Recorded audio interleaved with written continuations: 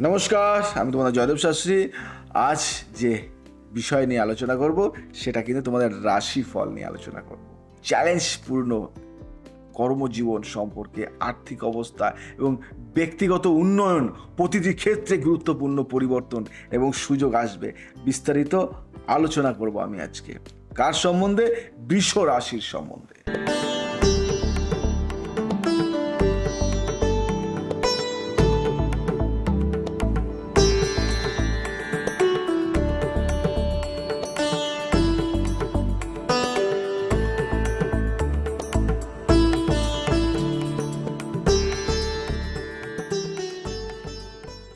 আমরা পূর্বাভাস দিই 2025 সাল এখনো কিন্তু আসেনি, আগে থেকে বলে দিলাম। বৃষ রাশির জন্য 2025 সাল শুরু হবে কর্মজীবন এবং আর্থিক দিক থেকে ভালো সময় দিয়ে। বছরের প্রথমার্ধে আপনি আপনার লক্ষ্যে স্থির থাকতে পারবেন এবং আর্থিক স্থিতি পাবেন। তবে বছরের মাঝামাঝি সময় কিছু চ্যালেঞ্জ দেখা দিতে পারে, বিশেষ করে সম্পর্ক এবং স্বাস্থ্য নিয়ে। ধৈর্য এবং পরিকল্পিত উদ্যোগ আপনাকে সাফল্য এনে দেবে। বুঝতে পারলেন? বৃষ রাশি নিয়ে আরও কিছু এমন তথ্য দেব, আপনি ভাববেন বাহ, এটা যদি আগে জানতে পারতাম। নিশ্চয়ই আমি সেই সুযোগ করে দিলাম। আপনি বছরের শুরু হওয়ার আগেই কিন্তু এটা জানতে পারছেন। প্রধান ক্ষেত্র অনুযায়ী বিশ্লেষণ করব আজকে। কর্মজীবন ও ব্যবসা এই বিষয় নিয়ে বলবো, তার শুভ দিকটি বলবো আগে। জানুয়ারি থেকে মে মাসের মধ্যে নতুন চাকরি বা পদোন্নতির সুযোগ আসতে পারে। আপনার উন্নতি, প্রমোশন। ব্যবসার জন্য সময়টি শুভ। নতুন অংশীদারিত্ব বা সম্প্রসারণের সম্ভাবনা রয়েছে। যাদের ম্যানেজমেন্ট, ফাইন্যান্স বা ক্রিয়েটিভ সেক্টরে কাজ করার ইচ্ছে আছে, তাদের জন্য সফলতার সম্ভাবনা আছে অনেকটাই, বেশ ভালো সম্ভাবনা রয়েছে।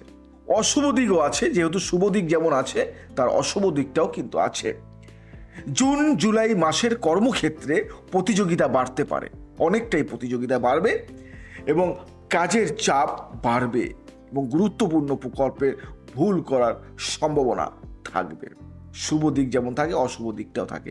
এবার বলি, ব্যবসায় কিছু বাধা বা প্রতারণার আশঙ্কা রয়েছে। প্রতারণা, ঠকে যাওয়া এবং ফ্রড হওয়ার আশঙ্কা কিন্তু রয়েছে।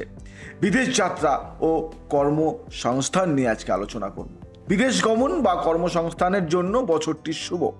এই বছরটি আপনি যদি চান, আপনি বিদেশে যেতে পারেন এবং বিদেশে আপনার কর্মরও সংস্থান হতে পারে। এপ্রিল থেকে জুন মাসের মধ্যে বিদেশে চাকরি বা শিক্ষার সুযোগ আসতে পারে আপনার।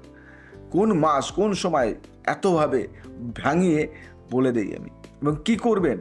অনেক সময় ভাবছেন যে আমার তো সমস্যা হতে পারে, তাহলে কি করবেন? কর্মক্ষেত্রে সতর্কতা অবলম্বন করুন এবং নিজের কাজ নিজে তদারকি করুন, কাউকে ভার দেবেন না। ব্যবসায় কোনো সিদ্ধান্ত নেওয়ার আগে বিশেষজ্ঞদের পরামর্শ কিন্তু নিন। এবার আমি বলবো, বিশেষজ্ঞ মানে কি? আপনি ভাবছেন কার পরামর্শ নেবেন? আপনি কোনো ব্যবসা শুরু করার আগে একজন অভিজ্ঞ জ্যোতিষীর পরামর্শ নিন। বিদেশ যাত্রায় পরিকল্পনা করতে হলে সময় মতো প্রয়োজনীয় নথি প্রস্তুত রাখুন। এটা কিন্তু মাস্ট। এই নথিপত্রের জন্য কিন্তু আপনার অনেক সময় হওয়া কাজটা কিন্তু হবে না। এই সময়টা কিন্তু কোনো না কোনো কারণে গোলমাল দেখা দিতে পারে। বছরের শুরুতে আর্থিক প্রভাব, আর্থিক আয় ভালো থাকবে। শেয়ার বাজার বা সম্পত্তি থেকে মুনাফা অর্জনের সম্ভাবনাও ভালো থাকবে। পরিবারের জন্য কিছু সঞ্চয় করতে পারবেন এবছর। আপনি পারবেন সঞ্চয় করতে, কিছু জমাতে পারবেন। অশুভ দিক কি বলবো? অশুভ দিক বলতে ইচ্ছা করে না, তবুও বলি। জুন থেকে আগস্ট পর্যন্ত খরচ মানে বৃদ্ধি পেতে পারে, খরচটা অনেকটা বাড়বে। চিকিৎসা বা যেটা আপনি প্রত্যাশা করেননি, অপ্রত্যাশিত খরচ, আর্থিক চাপ আনতে পারে আপনার এবছরের সময়টি। কি করবেন? বাজেট তৈরি করুন এবং সঞ্চয়ে মনোযোগ দিন। ঝুঁকিপূর্ণ বিনিয়োগ এড়িয়ে চলুন। বিনিয়োগ মানে কি? শেয়ার মার্কেট, মিউচুয়াল ফান্ড বা এই ধরনের কোনো কিছু যেখানে খুব ঝুঁকি আছে, রিস্ক আছে। যেটা রিস্ক নেই সেটা আপনি করতে পারেন। বড় কেনাকাটা করার আগে প্রয়োজনীয়তা যাচাই করুন। বড় কিছু কেনার আগে আপনারা অনেক সময় ব্যাড ইনভেস্ট করে দেন, মনে হচ্ছে এটা আপনার জন্য নয়, তবুও আপনি এটা করে দিচ্ছেন কেন আপনার টাকা আছে তাই। তো এটা একটু কারো মানে পরামর্শ নিয়ে করুন। শুভ দিক নিয়ে বলি, প্রেমের শুভ দিক আছে, অশুভ দিক আছে। যারা প্রেম করেছেন তাদের জন্য বছরের প্রথম অংশে সম্পর্কে আরো গভীর হবে। বিবাহের পরিকল্পনা করা হলে সময়টি শুভ। এবার অশুভ দিকটা বলি, মনটা ভেঙে যাবে অশুভ দিকটা বললে, তাই চেষ্টা করি আগে শুভ বলার, তারপরে অশুভ বলার। জুন জুলাই মাসে সম্পর্ক নিয়ে কিছু সমস্যা হতে পারে, ব্রেকআপ হয়ে যেতে পারে, ভেঙে যেতে পারে, বিয়েটাও কিন্তু ভেঙে যেতে পারে। মিথ্যা বোঝাবুঝি বা অন্য কারো হস্তক্ষেপের কারণে বিচ্ছেদের আশঙ্কা থাকতে পারে।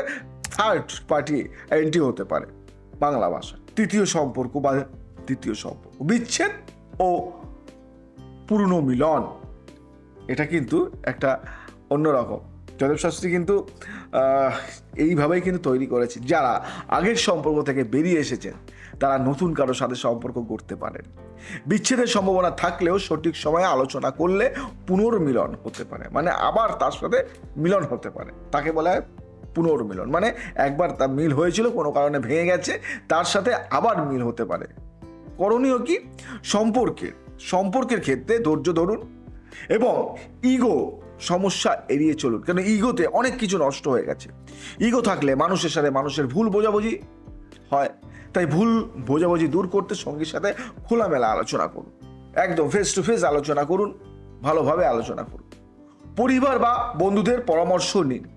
অনেক সময় আমরা আমাদের অজান্তে অনেক ভুল করে থাকি, আমাদের পরামর্শ নিই না, আমরা অনেক কিছু বুঝি, কিন্তু না, অনেক সময় থাকে পরিবার আমাদের থেকে অনেকটাই ভালো বুদ্ধি দিতে পারে, তাই মানে পরিবারের সাহায্য নিন।